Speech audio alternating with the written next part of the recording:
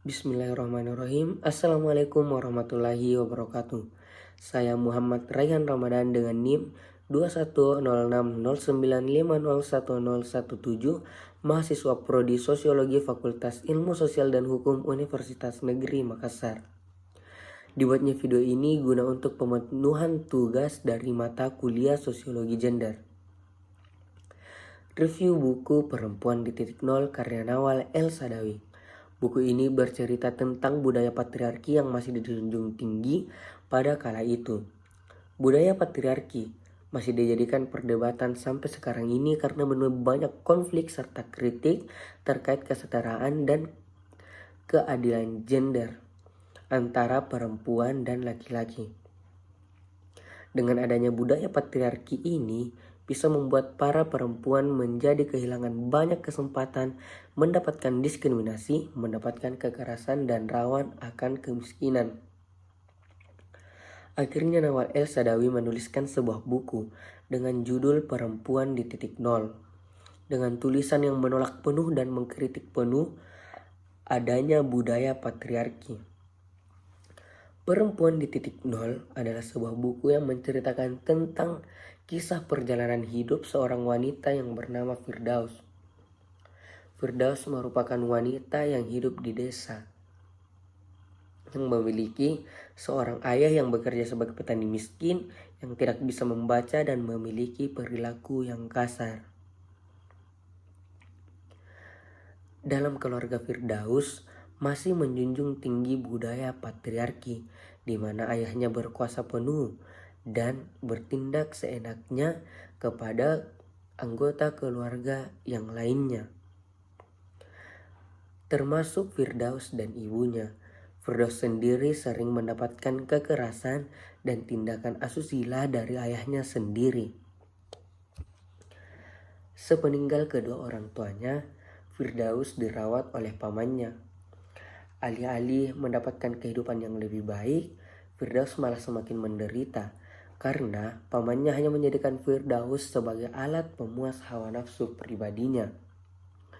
Firdaus dilarang melanjutkan pendidikannya ke jenjang yang lebih tinggi karena pamannya tersebut menjodohkan Firdaus dengan seorang lelaki tua yang kaya raya, di mana lelaki tua yang kaya raya ini juga tidak jauh seperti pamannya dan ayahnya.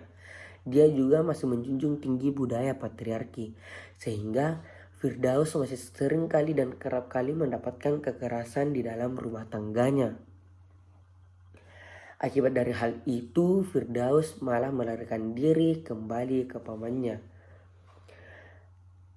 Tapi lebih sialnya lagi, Firdaus malah bertemu dengan Mayubi, yang dimana dia lebih bejat daripada seorang suaminya. Dia menjadikan Firdaus sebagai seorang pekerja seks komersial, dan Firdaus memilih pekerjaan tersebut karena dia berpikir dengan pekerjaan tersebut dia bisa mengontrol laki-laki, karena laki-laki hanya mementingkan hawa nafsunya.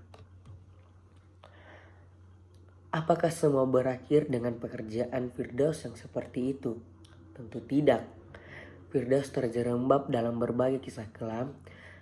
Saat dia begitu terpuruk dengan kalimat dia yang mengatakan bahwa pekerjaannya itu kotor, Firdaus mencoba untuk keluar dari dunia hitamnya. Namun takdir sekali lagi bermain dengannya melalui cara yang begitu licik. Firdaus dengan kehidupan barunya mulai menyadari tentang betapa bobroknya kehidupan ini. Dia memulai belajar untuk bangun dan berdiri tegap walau dengan langkah tertatih. Tapi takdir memang bermain kejam saat Firdaus untuk pertama kalinya merasakan cinta yang mendalam pada seorang pria yang bernama Ibrahim. Seperti yang kita ketahui, cinta memang bisa membuat orang buta, dan hal itu terjadi pada Firdaus sendiri. Lagi dan lagi Firdaus harus menerima kekecewaan saat Ibrahim malah menikah dengan wanita lain dan mencampakkannya. Kehidupan Firdaus selalu terjerembab dalam lubang yang sama. Dia dipakai, diperdaya, dibuang dan dicampakkan bagai makhluk yang tiada arti. semua menjadi hitam, hingga momen hukuman gantung dijatuhkan padanya. Dia menyambut hukuman itu dengan hati yang gembira. Dengan tegas, dia menolak gerasi kepada presiden yang diusulkan oleh dokter penjara. Menurut Firdaus, vonis ini justru menjadi jalan satu-satunya menuju kebenaran sejati. Sangat ironis, bukan?